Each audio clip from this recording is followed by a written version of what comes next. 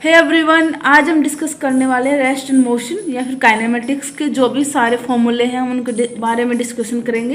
ये एक revision type video है, ठीक है। इसके अंदर हम डिस्कशन करने वाले फॉर्मूलाज क्या होते हैं, उनको न्यूमेरिकल्स में कैसे अप्लाई करना है। तो इसके अंदर हम डिस्कशन करेंगे। फर्स्ट है रेस्ट एंड मोशन के बारे में ब्रीफली डिस्कशन करेंगे। फिर है डिस्टेंस और डिस्प्लेसमेंट क्या होता है, डिफरेंस क्या होता है इन दोनों में। फिर स्पीड एंड वेलोसिटी के बारे में। फिर एक्सेलरेशन क्या होता है। फिर है मोशन इन स्ट्रेट लाइन क्या होता है। मोशन विद कांस्टेंट एक्सेलरेशन है, उसके जो काइनेमेटिक्स इक्वेशन आते हैं उनका हम यूज कैसे लेंगे न्यूमेरिकल्स में। फिर हम करेंगे फ्रीली फॉलिंग बॉडीज क्या होती है, उसमें कौन सा फॉर्मूला लगता है। फिर हम करेंगे मोशन इन प्लेन या फिर जो प्रोजेक्टाइल मोशन आपने सुन रखा होगा, हम उसके बारे में डिस्कशन करेंगे, ठीक है। तो स्टार्ट करते हैं। फर्स्ट है अपना रेस्ट। तो रेस्ट क्या होगा और मोशन क्या होगा। ये क्या होता है, एक स्टेट होती है। रेस्ट स्टेट होती है, मोशन स्टेट होती है किसी भी बॉडी की। तो रेस्ट क्या होगी, it doesn't change its position with time, ठीक है। और मोशन क्या होगा, its position change with respect time. इसको ऐसे समझना है, ये आपके पास एक बॉडी है, आपको पता है टाइम तो जा रहा है, टाइम जा रहा है। t=1 पर इधर था और t=3 सेकंड पर भी इधर ही है। इसकी पोजीशन में कोई चेंज नहीं हुआ, तो ये क्या हो जाएगी, रेस्ट हो जाएगी। अब यहाँ समझना है, एक बॉडी है जो t=1 पर यहाँ थी, लेकिन जैसे ही टाइम गया, मैंने t=3 देखा तो वो बॉडी यहाँ पहुँच गई। इसका मतलब वो मोशन में है। अगर टाइम के साथ उसकी पोजीशन यहाँ था, बाद में वो यहाँ आ गई, मतलब उसकी पोजीशन चेंज हो गई, तो वो मोशन में आ गई। फिर हमें देखना है कि डिस्टेंस क्या होता है। तो डिस्टेंस क्या होता है, the total length of actual path followed by object is called distance, ठीक है। और डिस्टेंस क्या होता है, एक स्केलर क्वांटिटी होता है। और याद रखना है डिस्टेंस ऑलवेज पॉजिटिव होता है, ठीक है। इसको समझते हैं एग्जांपल से। और अब समझना है डिस्प्लेसमेंट। डिस्प्लेसमेंट क्या होता है, initial point A with position B, या फिर इसको मिनिमम डिस्टेंस भी बोल सकते हैं। और डिस्प्लेसमेंट क्या होता है, एक वेक्टर क्वांटिटी होती है। और ये क्या होता है, और ये जीरो भी हो सकते हैं, नेगेटिव भी हो सकते हैं, पॉजिटिव भी हो सकते हैं। इसको समझना है, ठीक है। यहाँ समझते हैं। यहाँ क्या है, एक है आपका ऑब्जेक्ट ए है, आप वो ए, ठीक है। ये आपका घर है, आपको स्कूल जाना है, ये आपका स्कूल है। तो आपने एक पाथ ये लिया, ठीक है, पाथ ये लिया मैंने। और एक पाथ मैंने छोटा सा शॉर्टकट लिया, ये बी है, ये ले लिया मैंने। पाथ ए है और ये है पाथ बी है। अब मैं जा रहा हूँ, एक तो पाथ ए से जा रहा हूँ, पाथ बी से जा रहा हूँ। तो क्या हो रहा है, पाथ बी छोटा पड़ रहा है। तो जो पाथ बी होगा, पाथ बी क्या है, डिस्प्लेसमेंट है, ठीक है। और पाथ ए क्या है, डिस्टेंस है। तो हम डिस्प्लेसमेंट को हम क्या बोलते हैं, शॉर्टेस्ट डिस्टेंस, या फिर शॉर्टेस्ट पाथ होता है, वो अपना डिस्प्लेसमेंट होता है, ठीक है। अगर आपको इसको अच्छे से और समझना है, डिटेल में समझना है, तो एक वीडियो है जिसका मैं लिंक आपको डिस्क्रिप्शन में दे दूंगी, उससे आप देख सकते हो, ठीक है। अब हम चलते हैं स्पीड एंड वेलोसिटी के बारे में, ठीक है। स्पीड क्या होती है, वेलोसिटी क्या होती है। तो सबसे पहले समझना है स्पीड क्या होती है, एक स्केलर क्वांटिटी होती है। इसका फॉर्मूला, तो स्पीड में हम एवरेज स्पीड निकालेंगे और एक इंस्टेंटेनियस स्पीड निकालेंगे। तो एवरेज स्पीड का फॉर्मूला क्या होगा, particle distance in time interval divide time interval. तो V average equals to S by t2 minus t1 या फिर delta S by delta T.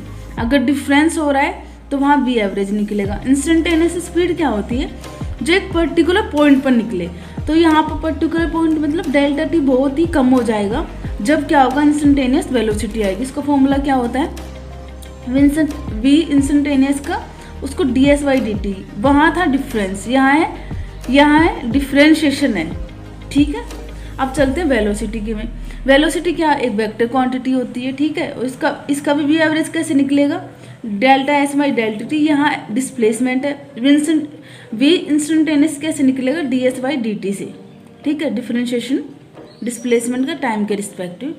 फिर हम चलते हैं एक्सेलरेशन। आपको पता है एक्सेलरेशन क्या होता है, चेंज इन वेलोसिटी पर टाइम। तो ये क्या होता है, एक वेक्टर क्वांटिटी होती है। अब क्या होता है, वी एवरेज कैसे निकालेंगे, v2 minus v1 t2 minus t1, या फिर आप इसको delta v by delta T भी लिख सकते हैं। और इंस्टेंटेनियस कैसे निकालें, एक पर्टिकुलर पॉइंट के लिए उसका डिफरेंशिएशन करेंगे, ठीक है। अब हम चलते हैं अपने नेक्स्ट टॉपिक के पास, मोशन इन स्ट्रेट लाइन।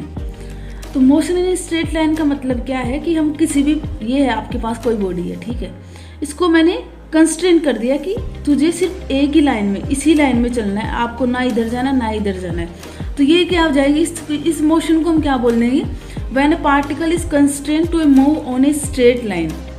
अगर किसी पार्टिकल को मैंने बोला कि तुझे सिर्फ एक लाइन में जाना है, तो उस मोशन को हम क्या बोलेंगे, मोशन इन स्ट्रेट लाइन। और ये कब पॉसिबल है, जब ए इक्वल्स टू कॉन्स्टेंट होगा, जब एक्सेलरेशन में कोई चेंज नहीं होगा। ठीक है, अब चलते हैं very important topic, motion with constant acceleration.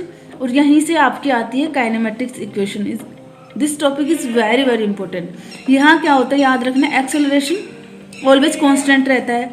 ये 3 फॉर्मूले आते हैं यहाँ पे, मोशन विद कांस्टेंट एक्सेलरेशन से v equals to u plus a t, second आता है x equals to u t plus half a t square, third one आता है v square equals to you square plus 2ax। यहाँ u क्या है, initial velocity है, v क्या है, टाइम t पर वेलोसिटी है, x क्या है, डिस्प्लेसमेंट है, और ये a क्या है, एक्सेलरेशन है। ठीक है, एक्सेलरेशन वो भी कांस्टेंट है।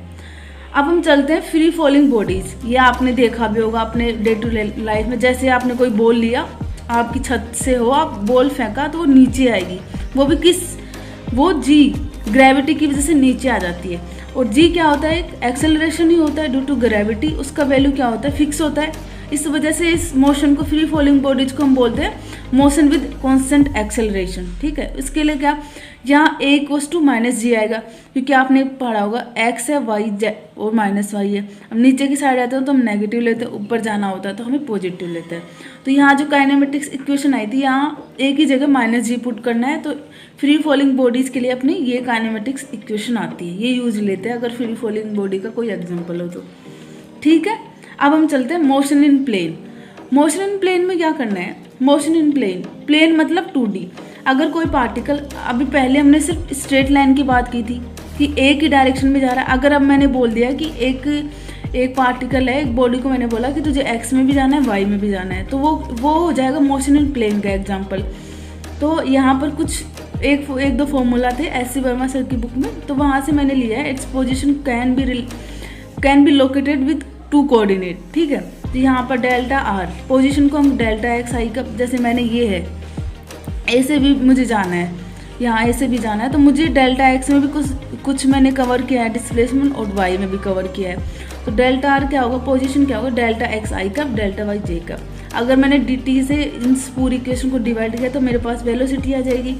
और अगर मैंने टी को, अगर मुझे इंस्टेंटेनियस वेलोसिटी निकालनी है तो वहाँ क्या होगा, डेल्टा टी क्या हो जाएगा, टी टेंस टू 0 हो जाएगा, तो डिफ्रेंशिएशन भी चेंज हो जाएगा, जो डिफरेंस होता है वो डिफ्रेंशिएशन में चेंज हो जाता है। ठीक है, अब हम चलते हैं अपने वेरी वेरी इंपॉर्टेंट टॉपिक,